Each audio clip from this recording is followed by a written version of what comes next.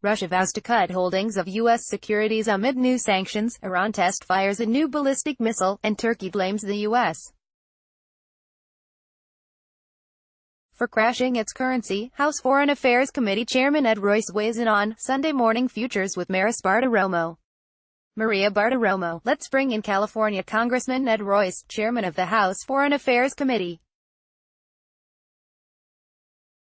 MR Chairman, good to see you this morning. Thanks so much for being here. Rep. Ed Royce, R. California. Good morning, Maria Bartiromo. Your reaction to Russia's response, cutting U.S. securities? Royce, well, I don't think that reaction is going to be too effective in terms of our market because of their de minimis position in it. But what I do think is, we saw on Friday a new two-year low for the Russian ruble. And at the same time as the administration makes its case, and they were right to move forward on these sanctions, they're pointing out that the Russians in this case were caught red-handed. The British have films that show the Russian perpetrators. And so, with that evidence and with these new sanctions, on top of the sanctions we have already placed on Russia because of their ongoing efforts around the world, not only to engage in undermining democracy, including here in the United States, but also their actions in Syria. Now, this represents considerable leverage right now on Putin. We are sending the message to Putin, the administration is sending the message, you will pay a steep price for your continued intervention in our elections and for your other actions, such as this attack on British soil. Bartiromo, so walk us through these sanctions and how impactful they may or may not be on Russia. Why do you think they're so stinging? Royce, well, first of all, these sanctions impact export and import. They impact electronics. They impact aviation.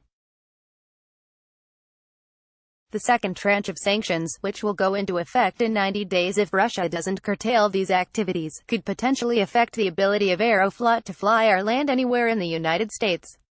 And so the cumulative effect of this is really having a hit, not only on the value of the ruble, but on the Russian economy in general. Bartiromo, you know, I remember that there was a story during the financial crisis in 2007 where Vladimir Putin called up the head of China and said, maybe we should get together and sell U.S. securities. Now, this was a rumor. It was actually in Hank Paulson's book After the Crises. He was talking about putting enormous pressure on the U.S. while the U.S. We were in the worst financial crisis in a generation in 2007. So now we hear this again, that Russia is in fact going to sell U.S. securities. How much of an impact will that have on the U.S.? Royce, not much of an impact. And, in the meantime, the U.S. right now, we have had the largest wage growth over the last 10 years. We are experiencing that now. We have got unemployment under 10%. The economy is, or under 4%. Unemployment is under 4%. The economy is growing at plus 4%. And so, in this situation, our economy is very strong. The ability of Putin to have much of an impact on it is not much. And, in the meantime, I think it's very important we be consistent in sending this message that Russia will pay a steep price if these deadly acts aren't answered by Russia. Bartiromo, right. Royce, Russia has to take action now in the next months in order to try to reverse its actions and send a clear message that they're not going to continue to do this.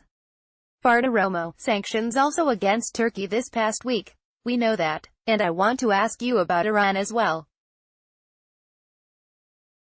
Your thoughts on the U.S. move, given the pastor that has been held for so long in Turkey, in terms of applying these different sanctions to Turkey and Erdogan?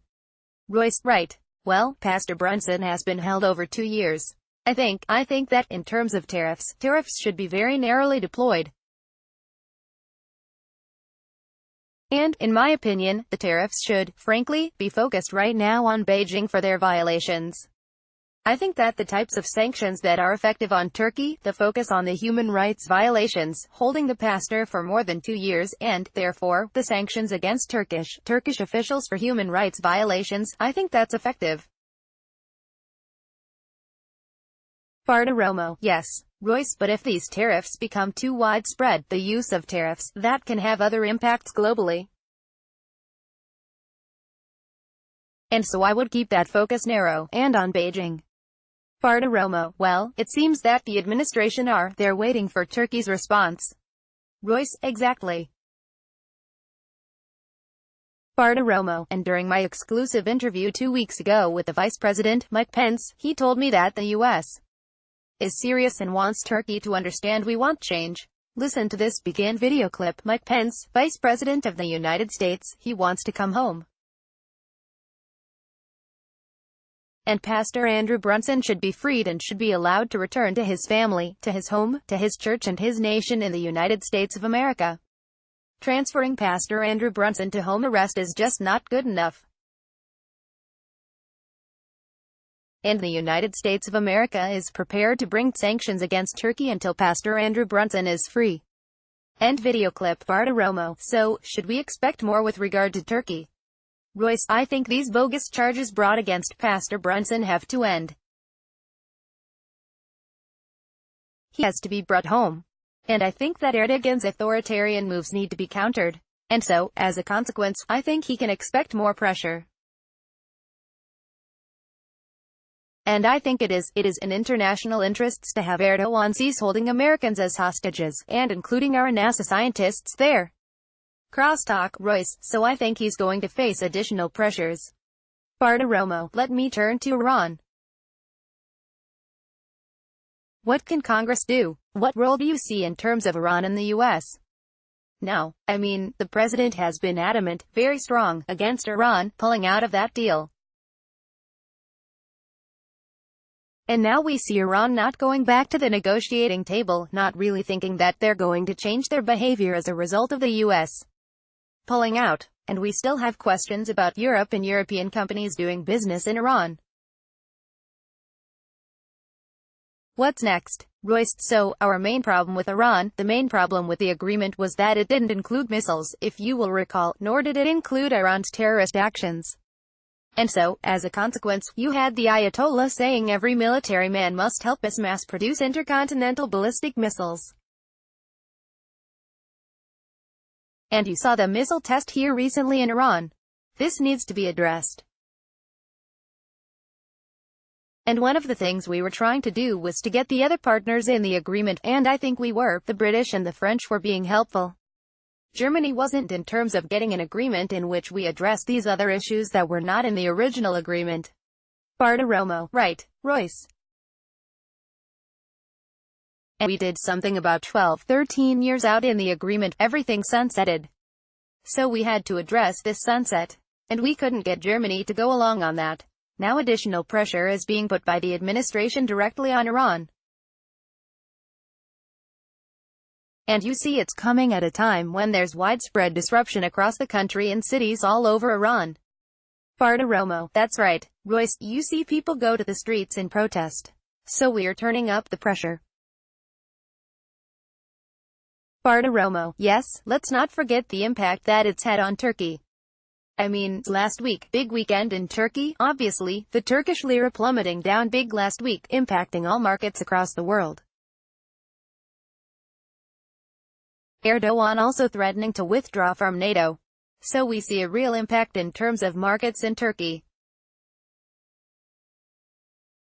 I wonder if we're going to see that kind of an impact on some of the other detractors, perhaps Iran, or, I mean, Iran's economy obviously hasn't moved, and it has plummeted. But do you expect further fallout in that regard? Royce: yes. Just as you have seen a 41% drop in the lira in the last year in Turkey, we are seeing a similar impact, and we are seeing hyperinflation in Iran. And we are seeing it on the streets, in terms of people's frustrations with that ideological regime. Bartiromo: right, Royce, that theocratic regime. 2/3 of the people in Iran want a democracy without a theocracy. We need to do more social media into Iran. The Persian community around the world needs to broadcast in and continue that dialogue. Bartiromo: yes, Royce. With the next generation of young Iranians. Bartiromo: and, of course, we are also seeing an impact on Russia's economy as well. MR Chairman, it's good to see you this morning. Thanks so much. Royce, thank you. Maria.